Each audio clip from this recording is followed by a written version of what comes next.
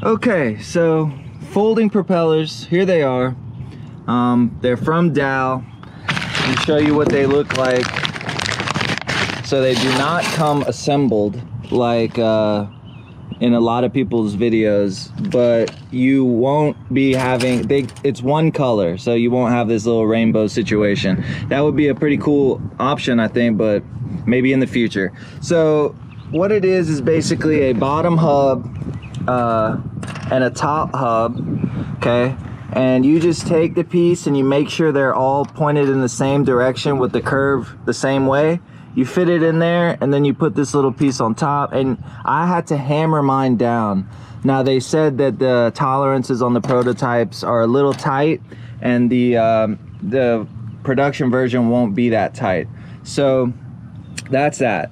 Now we don't spend too much time talking specs and stuff. You want to see that, just go check online. I'm basically just gonna take them, fly them, talk about them. So I've been flying them for a few days. I put them on my everyday quad, didn't change any settings, and I got vibrations like this.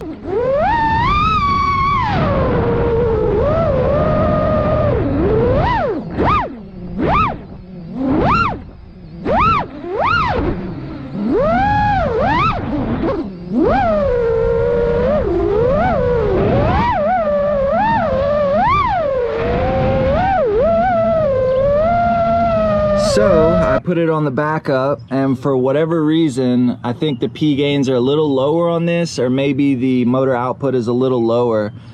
This one flies pretty smooth. I ran a half a test pack through it, checked the HD footage, and it's smooth. So I'm gonna put this one in the air, and let's see if they can do a little torture test on them and see how they hold up. Straight to it. Straight in the air, no warm-up packs. So, first thing I noticed, not crazy amounts of power, but a nice linear throttle. I like the responsiveness. It's not too responsive like the S3 or S4 props. Maybe I should have did a warm-up pack.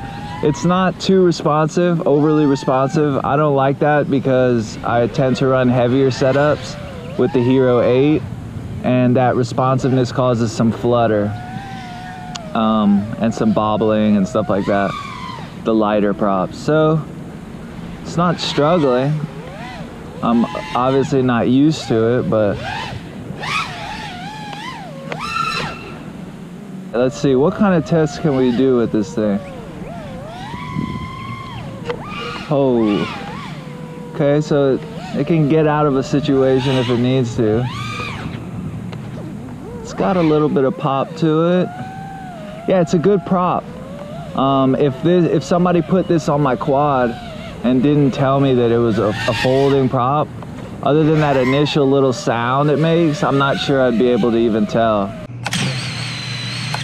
Scared me the first time. It's got a little pop. But on mine, my throttle's pretty low on startup, so it's not going to be as bad.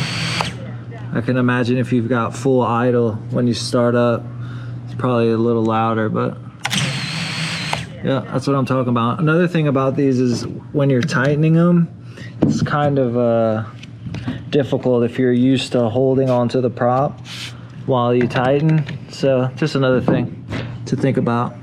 Okay, second pack.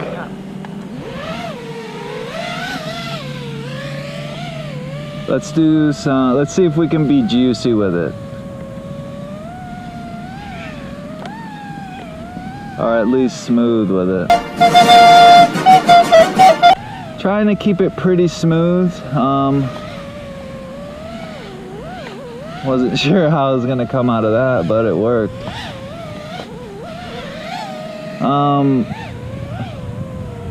Should I go through here? I mean, that's just unfair. Yeah, well, there's a hit. Anyway, so there was a little tap. Like I said, I just want to keep it kind of natural. I don't want to run into something on purpose. So if it happens, it happens, but Should I throw it into the damn tree?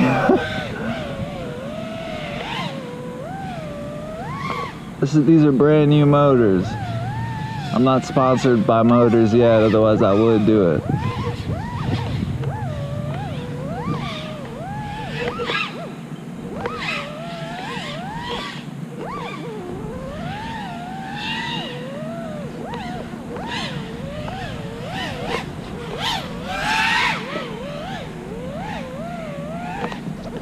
Oh, there it is. There it is. All right. Will it fly back? Yeah, up. Yeah, down. Yeah, up. Nope, Yeah, something's down. wrong. Let's go check it out.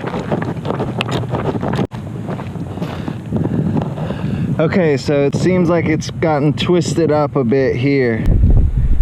If I open this up, will it fly away? All right, let's take a look at the damage. So we've got a little bit chewed up here. This prop is chewed up a little bit here. This one's chewed up here. They're all chewed up, and my theory, this one's the worst. So it bent kind of after the hub. Can I bend it back? Yeah, kinda. Oh, this one's so one of my worries was that the props would hit each other and cut into each other. As you can see, this prop has bent from hitting this one, and it bent right here at the line where it hits. So that could be an issue. How big of an issue is it? Are you going to be flying like I just did and, you know, slam into some branches pretty quickly at a pretty high speed? I don't know. So now here comes the annoying part. I need to switch probably all 4 props. So I'm gonna have to get the bag, take out the individual pieces, and I'm guessing spend 10 minutes putting these together, and maybe I'll do it and actually time it. So, and also I need like a hammer to kind of beat these in, because let me show you what happens if you don't. Now I don't know if the final production line is going to be like this. I assume not, because if they loosen up the tolerances a bit, it should make the pieces fit better. But yeah. Oh, this one has loosened up on the hub. Look at that. So the motor's rotating independent of the prop. Anyone else like that? No. This one's good. Nope. And I tightened these really well, as you can see when it was flying. So that happened during the crash. Maybe something to look at. Okay, so I never talked about if I like the props. I love the way the props fly. I'm very surprised in how well they fly. Let me say that.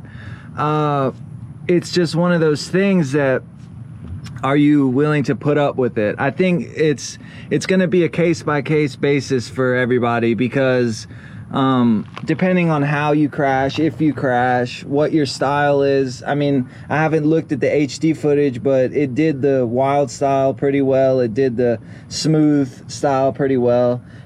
Decent amount of punch straight up the middle.